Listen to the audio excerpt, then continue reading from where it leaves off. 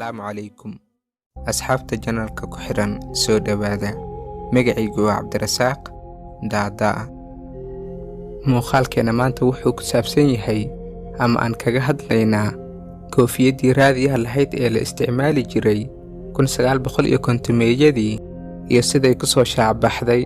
haddaba si aan u bilowno muuqaalkan fadlan janalka haddaad ku cusub tahay subscribe saar, muuqaalka haddaad ka heshayna like saar. mahadsanid. ka hor inta aanan la soo saarin raadiyaha portable-ka ah ama la qaadan karo, dadka waxay raadiyaha ka dhegaysan jireen guryahooda maadaama raadiyadii hore ay ahaayeen kuwo aad u waaweyn sidoo kalena aan loogu talagelin inay meesha yaalaan laga qaado. wuxuu ahaa mid meel iska yaala, dadkana si wada jir ah ayay guryahooda ugu dhegaysan jireen. kuwii raadiyaha iyo tiknoolajiga horumarin jiray waxay isku dayeen inay soo saaraan mid la qaadan karo, raadiyo ay fudud tahay inuu qof kasta meeshuu doono la tagi karo.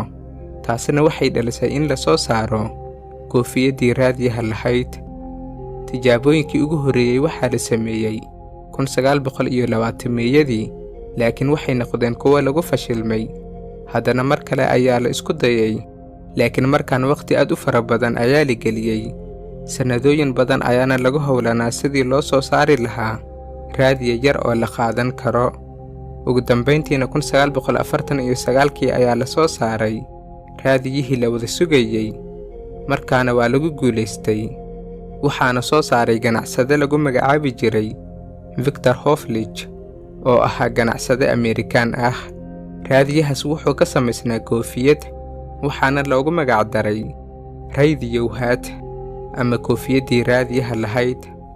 Victor wuu ku guulaystay fikraddiisa, dadkiina wuxuu u suurtageliyey inay helaan raadiyo ay meeshay doonaan la tagi karaan, sidoo kalena si wada jir ah iyo si gaar ahba ay u dhegaysan karaan. koofiyaddaas waxay lahayd nashqad casri ah, si qurux badan ayaana loo nashqadeeyey. 8 kalar ama 8 nooc ayayna ka koobnayd. ninkii soo saaray oo ah Victor Hoflich wuxuu sameeyey xayeysiis kasta oo uu awooday, wuxuuna ku bixiyey dadaal iyo hanti iyo waqti badan si ay dadka uga iibsan lahaayeen koofiyaddaas. koofiyaddii waxay noqotay mid caan ah, dadkii dhanna waxay bilaabeen inay iibsadaan wargeysyadii iyo jaraa'idadii waagaas soo bixi jiray. waxay kofarka ama jaldiga sare ee jaraa'idkooda ku soo sawiri jireen oo ay ku ammaani jireen koofiyaddaas. qiimaheedana wuxuu ahaan jiray $7.95. koofiyaddii maraykanka ay soo saareen caalamka dhan ayay caan ka noqotay. carruur iyo ciroolaba way iibsan jireen, aad ayayna u jeclaayeen. laakiin waxay lahayd cillado badan oo cimrigeedii soo idleeyey. waxaana ka mid ahaa cilladaheeda ma ahayn mid codkeeda fasiix yahay.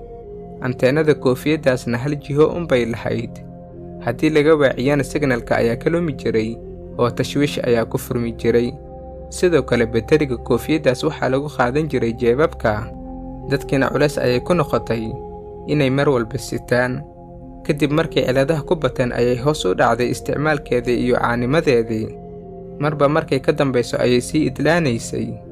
6 sano oo isticmaalkeedii socday ayaa ugu dambayntii koofiyaddaas raadiyaha lahayd waxaa soo saaristeedii la joojiyey sanadka markuu ahaa 1955. muddo 6 sano ah gudahood ayayna ku soo idlaatay raadiyihii waqtiga badan la sugayey. markaas ayaa la soo saaray raadiyaha portable-ka ah ama la qaadan karo, kuwaas oo ilaa iyo maantadan la isticmaalo.